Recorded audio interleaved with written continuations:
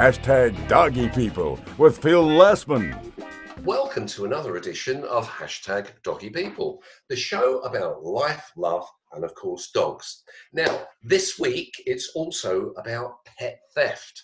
Not a particularly funny subject actually, but my guest this week is an animal geographer at Keele University. He's the founder of Pet Theft Reform. Ladies and gentlemen, please welcome the dynamic Dr. Daniel Allen. Hello, Dan, and welcome to Doggy People. I think actually that could be your new T-shirt slogan, the dynamic Dr. Dan. What do you think? I think it sounds lovely, yeah. White and black, like Animals Asia, it would be quite good. Well, anyway, welcome to the show, Dan. Thanks for joining us. Now, listen, as a bit of a dunce that I am, the first question I need to ask you is, what exactly is an animal geographer? It's basically looking at the cultural significance of animals and also the lived experience of animals around the world. So interested in perceptions, policy, practice, and also animal welfare more generally. So what exactly inspired you to become one of those? I don't know, actually. I think it's just always this lifelong interest in animals, this increased interest in trying to, I suppose, go for academia and find a focus. Did a lot of stuff about otter conservation, otter hunting. And that's moved forward now more towards pets, animal companionship, and pet theft. So it's something which has kind of evolved over the years in terms of a general interest in animals. When did you first discover your love for dogs? I first discovered my love for dogs probably about 5, maybe 6 years ago. As a kid growing up, I remember sort of meeting this German Shepherd and thinking, oh, at the top of the hill, going, oh, I'll hold the lead of this lovely fluffy dog, and getting dragged all the way down the hill. Yeah. I ended up being quite scared of dogs after that. I'm going to cut my knees, cut my arms and stuff. I was very, kind of anxious around big dogs for a long time. And then what happened one day is I met Louise, who's my fiance, and I met Rupert, her dog. And this was 5 years ago. And yeah, ever since, dogs have been my focus. Rupert coming into my family and Louise coming into my family just changed things. When are you going to get married? Be next year. Next year, okay. Yeah. So what does Rupert mean to you? Everything. It means the world to me. People often talk about rescuing dogs. Louise and Rupert rescued me, basically.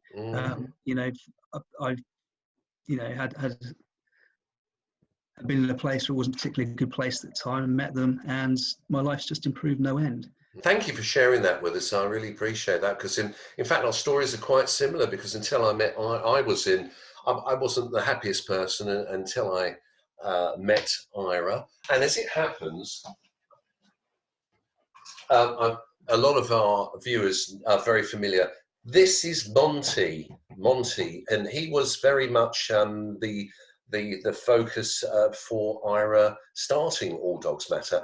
I rescued him as a puppy as a gift for Ira, because I travel away a lot for my business and I didn't want her to be lonely while I was away. What exactly is pet theft reform? Basically, an evidence-based campaign which is calling for pet theft to be a specific offence which has access to appropriate custodial sentences. So the problem at the moment is if people do get caught, which is very rare, 2019, 1% of all dog theft crimes led to going to court, generally got small fines, generally got suspended sentences. We want to make sure that there is a deterrent in place. We want to make sure there's a punishment. We also want to make sure the public is protected. So pet theft reform is targeting the Theft Act to change the sentencing guidelines to ensure that dog theft and pet theft more generally is taken more seriously. Why do you think there's been a spike in dog thefts, particularly during the last year, during this pandemic? It's the perfect storm. Things like Lucy's Law have come in, which is fantastic from Mark Abraham and his team. You couldn't go and see where's mum. You couldn't ask where's mum because you were stuck in your house in lockdown. So that couldn't be implemented quite as much as it could have been. It will be in the future. More people are wanting canine companionship because of loneliness. Prices are going up. They're skyrocketing. They're doubling. They're quadrupling. They're going absolutely crazy in terms of the amount of money involved. Pet theft's always about making money anyway, but this is connected to organised crime. And then there's opportunists connected to it as well who take dogs. And what's generally happening, what seems to be happening more so this year than any previous year, is that kennels, breeders, certain puppies, I suppose, which have just been bought are being targeted. And the reasons for that is because very young puppies might not be microchipped, so they can be sold on. Dogs are going into puppy farms. There's still illegal puppy farms out there, and they're breeding from these dogs again and again and again, making thousands of pounds. The fact that dog theft in particular is a low risk, high reward crime, this is where pet theft reform comes back into it, means that, you know, if you're already into criminality, this is something which you'd be drawn to.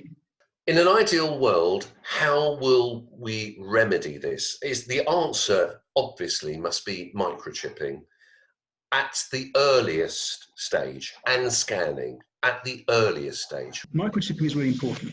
It's compulsory to microchip your dogs.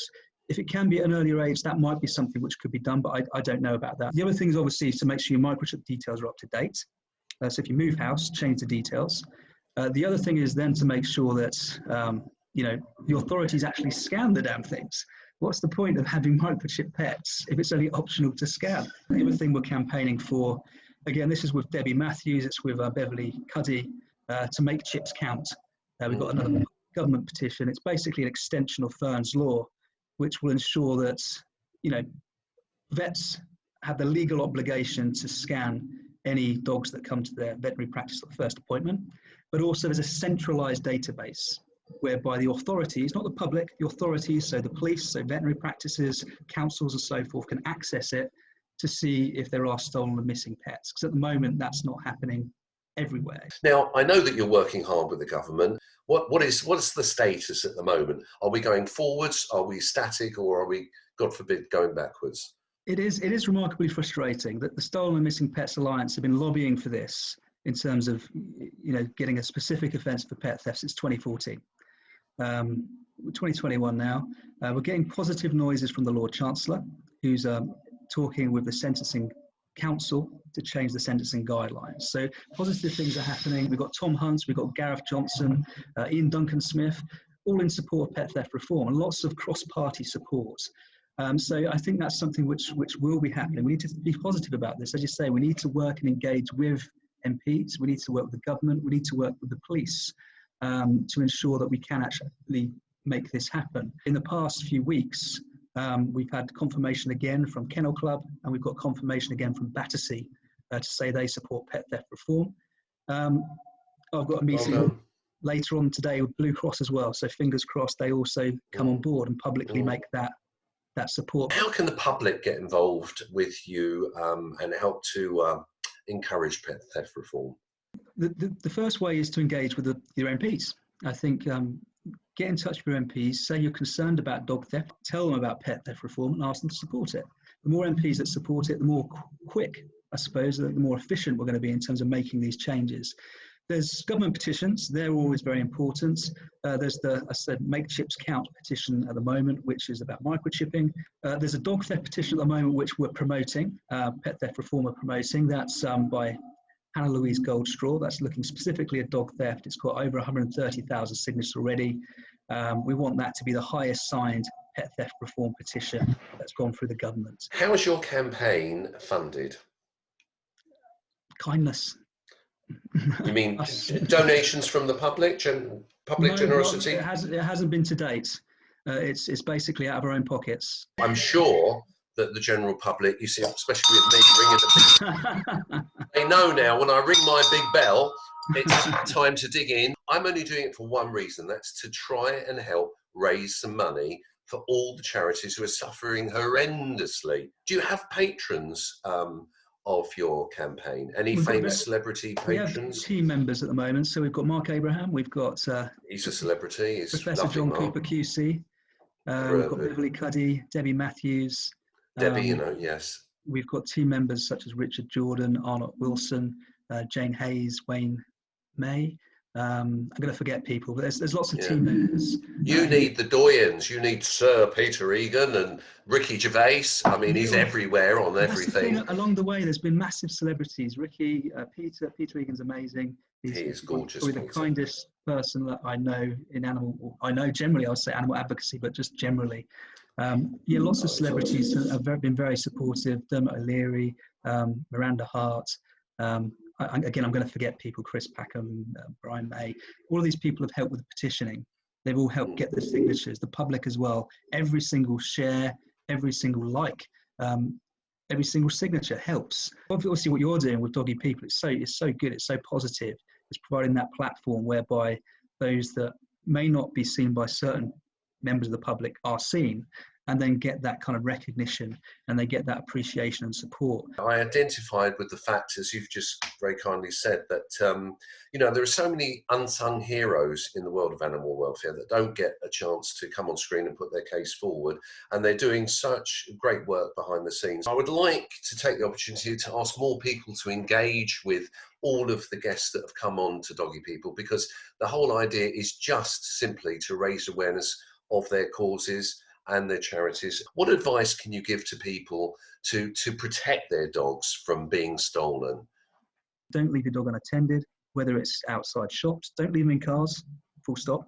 Don't leave them in your garden unattended. Treat them like a child, basically. Don't leave them where they might not be safe. In terms of gardens, make sure they're secure. In terms of your house, make sure your house is secure. You can have potentially CCTV. Don't advertise your pets too much on social media. Don't advertise too much where you are, where you're not. There's a lot of alarmist stuff going around at the moment.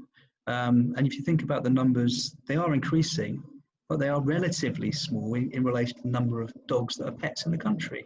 And there are regional differences as well, which are happening. Be vigilant. Don't be scared. Go out in pairs if you can, rather than by yourself. Adapt your walks. Don't go the same route every time. Don't go the same time every day, because then you're more likely to be spotted. A dog is a family member. It's like kidnapping. It's like losing a son or a daughter or a father or a sister or an uncle. I can't thank you enough for the work you're doing. I think it's very valuable. I think it's a new approach to protection of our dogs here in the UK. This is about the families which are torn apart and the trauma they go through, Sure. being separated from their dogs. And that's always for me been the most important thing. Everything else is a way of trying to prevent that and reduce more people in the future from having to go through that experience. I want to wish you all the best with the campaign. We're supporting you, Dan. We're supporting all the people that support you, that you're connected with. I hope we can help you in some, very small way. When is the website going live? There's 2 pages already available, so there's probably another 6 I need to create. But right, well, get on with it and create it, and we'll plug it for you, definitely. I just wish you all the very best with this campaign. I think it's wonderful, and I know that I'm one of many people. And also, we'd like to see Rupert as well. We'd like to give him a little bit of a wave. Is he around, Rupert? Oh, bring him on. Let's see Rupert. Where is he? He's fast asleep, and he's fast asleep. Oh, here we go. There he is. Oh, hello, Rupert. Hello, Rupert. Oh, he's a lovely big boy, isn't he? He's a big lad, yeah. He looks very cuddly. Fantastic. Well, thank you so much for the opportunity. I really do appreciate it, and the whole of the Pet Theft Reform team do too. So thank you, and thank you for your show. It's amazing. So cheers. Thanks, Dan. God bless you. Take care and be safe. All right. We'll talk to you again soon. God bless. Thanks a lot. Ladies and gentlemen, give it up for Dr. Daniel Allen. So that's the end of this week's show. I think you'll agree it was very interesting to meet Dr. Daniel Allen. Pet Theft Reform is an important movement. So if you can, please support it. And so please email me, tweet me, heckle me, whatever. Just please engage with the shows, because that's what I'm here for, to try and raise awareness for all the guests and all the great work we're doing. So have a good week. Stay safe. Love your dog. And join me next time for some more #DoggyPeople. Bye-bye.